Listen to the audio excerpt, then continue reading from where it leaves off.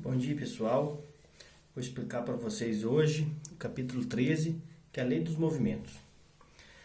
Antes da gente começar esse capítulo, a gente tem que recordar o que a gente estudou no capítulo anterior, que é o conceito de força. Quem que lembra o conceito de força? Ação capaz de alterar o estado de movimento de um corpo, fazendo mudar a velocidade, aumentando ou diminuindo, ou tirar do repouso. Por exemplo, se eu tenho um corpo que está aqui em repouso, se eu não aplicar uma força sobre ele, ele vai ficar em repouso eternamente, entendeu? Quando eu aplico uma força, ele entra em movimento. Se eu aplicar uma força e aplicar outra, ele faz curva, entendeu? Então, a força a gente tira o corpo do repouso, ou a gente muda a direção de movimento dele, ou a gente muda a velocidade dele, aumentando ou diminuindo, entendeu?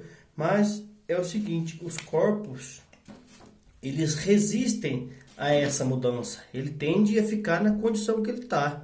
Se está em repouso, tende a ficar em repouso. Se está em movimento com uma velocidade, ele tende a ficar naquela velocidade o tempo todo. E se está numa direção, ele tende a permanecer naquela direção o tempo todo.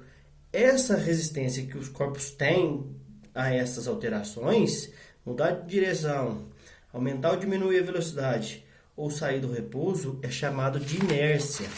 Então, é a primeira lei de Newton, ou lei da inércia. O que diz a lei da inércia? Um corpo em repouso tende a permanecer em repouso, um corpo em movimento retilíneo tende a permanecer em movimento retilíneo, sempre com a mesma velocidade. Para tirar um corpo da inércia, é necessário que aplicamos sobre ele forças. E tirar da inércia significa dizer que inicie o movimento, faça curva, freie até parar, entendeu?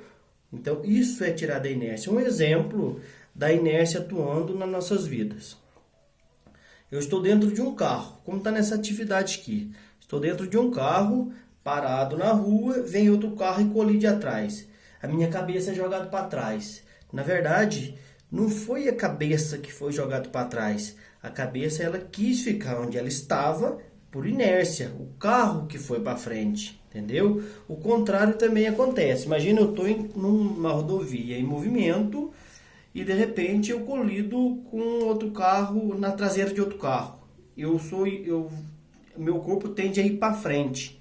Na verdade, meu corpo não quis ir para frente, meu corpo quis permanecer em movimento. O carro que parou, por isso que eu tive a sensação de ter sido atirado para frente, entendeu?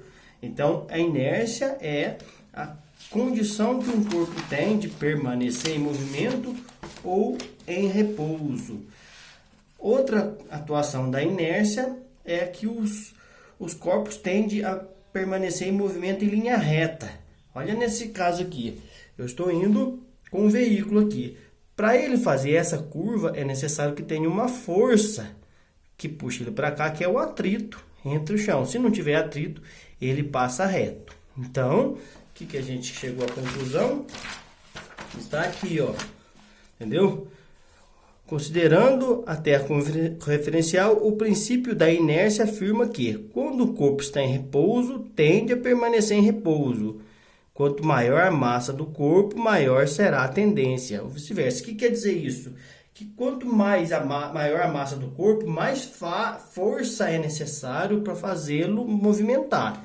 Por exemplo, essa calculadora, com um toquinho à toa, eu movimento ela. Mas se fosse uma pedra de 10 kg, gastaria muito mais força. Então, a inércia é proporcional à massa. Quando um corpo está em movimento, ele tende a continuar em movimento retilíneo. Quanto maior a massa do corpo, maior será essa tendência, e vice-versa. Imagina se eu estou um caminhão fazendo uma curva. Exige muito mais força para fazer virar a curva ali do que um carro qualquer fazendo outra curva, um carro de menor massa, entendeu? Então, o que vocês precisam saber da inércia? A inércia é a resistência que os corpos oferecem de mudar o movimento, fazer curva ou sair do repouso, ok? A única condição que tira o corpo da inércia é a aplicação de força sobre ele. Uma coisa interessante que a gente aprendeu no último capítulo, que corpos em equilíbrio, a resultante sobre ele é zero. Ou seja, quando diz que um corpo está em equilíbrio, diz que o corpo está em inércia, porque toda a força que atua sobre ele é zero. Por ser zero, não tem como ele mudar o estado de movimento dele, ok? Vamos para a segunda aqui. Até o que eu disse está aqui, ó. De acordo com a primeira lei de Newton, se a resultante age sobre o corpo for zero, se ele estiver em repouso, continua em repouso. Se ele estiver em movimento retilíneo uniforme, continua em movimento retilíneo uniforme. Dizer que o movimento retilíneo é uniforme quer dizer que ele está em linha reta, não faz curva para lado nenhum, e que a velocidade é sempre a mesma. Entendeu? Não tem uma força que faz a velocidade aumentar ou diminuir. Certinho? Vamos para a nossa próxima questão. A segunda lei de Newton. A segunda lei de Newton é chamada de princípio fundamental da dinâmica. O que é essa lei, o princípio fundamental da dinâmica? Ela fala que se as resultantes, se todas as forças que agem sobre o corpo forem nulas, o corpo permanece no estado de inércia. Isso diz. Então, por exemplo, eu tenho essa calculadora aqui. Se eu aplicar 10 Newton aqui nela e aplicar 10 Newton aqui nela, como as forças estão ao contrário, a resultante vai ser zero, ela vai ficar em repouso aqui. 10 Newton, ela fica em repouso aqui. Agora, se eu aplicar 20 Newton aqui e aplicar 10 Newton aqui, a resultante vai ser 20 menos 10, então ela vai acelerar para lá. Ok? Então, a segunda lei de Newton, ela diz que se a resultante do corpo for zero, o corpo permanece no estado de inércia, mas se a resultante for diferente de zero, os corpos podem ser acelerados por essa relação aqui, segunda lei de Newton, ok? E o que é uma força resultante? A força resultante vocês aprenderam comigo a calcular na última matéria. Se eu tenho duas forças para o mesmo lado, F1 e F2, a resultante vai ser a soma delas, F1 mais F2.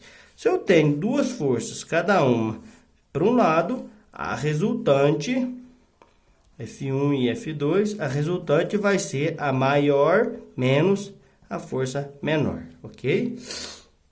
Então, uma coisa interessante, os corpos, a resultante tem sempre a mesma direção da aceleração. Por exemplo, se eu aplico uma força para cá nessa calculadora, não tem como ela acelerar para cá. Ela acelera na direção que eu aplico a força. E é o que está dizendo a segunda lei de Newton. Os corpos podem ser acelerados. A aceleração que um corpo vai adquirir vai depender da força que eu aplico nele. Entendeu? Exemplo, se eu tiver essa calculadora e aplicar 10 Newton, ela vai acelerar assim. É um exemplo. Se eu aplicar 20 Newton, ela acelera muito mais. Ok? Então, eu posso calcular por essa relação. Exemplo, se eu aplico uma força de 10 Newton em um objeto de 1 kg, qual vai ser a aceleração que ele vai adquirir? Entendeu? Então, como que a gente vai fazer? Massa igual a 1 kg. Força, eu disse que é 10 Newton. Como que eu vou descobrir? Resultante igual a massa vezes a aceleração. A aceleração, se está multiplicando, eu passo para o lado do R dividindo. Então, vou ter resultante sobre M. Então, eu disse que minha força resultante é 10 Newton. A massa é 1 kg. A aceleração dele vai ser de 10 metros por segundo ao quadrado, ok? E metros por segundo ao quadrado também pode ser representado por Newton por quilo. Por quê?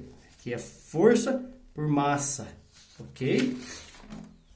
Então, é o que a gente aprendeu aqui nessa atividade.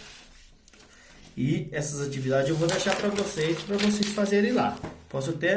Vamos analisar isso aqui junto aqui. Suponha que ao bater uma falta em um determinado jogador consiga imprimir a bola a uma velocidade de 108 km por hora, ou seja, 30 metros por segundo, em apenas 0,2 segundo. Calcule o valor da aceleração média aproximada da bola nesse intervalo de tempo. O que é aceleração? Aceleração é igual a velocidade dividido pelo tempo, entendeu? Então, qual que vai ser a velocidade? 30 dividido pelo tempo, que é 0,02. Então, eu vou ter uma aceleração que é igual a 30 dividido por 0,02 vai dar igual a 1.500 metros por segundo, ok?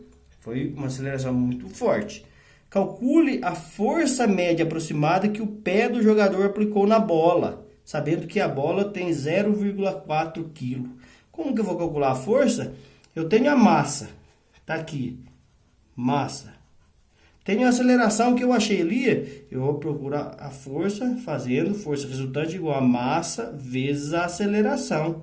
Então, a força resultante foi massa 0,4 vezes a aceleração, que é 1.500. Eu vou ter uma resultante de vezes 0,4 igual a 600 newton. Ou seja, se eu aplico 600 newton de força em uma bola de 0,4 kg, ela acelera a essa aceleração aqui, ok? Certinho? Essa é a nossa aula. Vou deixar de tarefa lá para vocês fazer o exercício para mim. Muito obrigado e até a próxima. Vou postar resumo também escrito lá para vocês.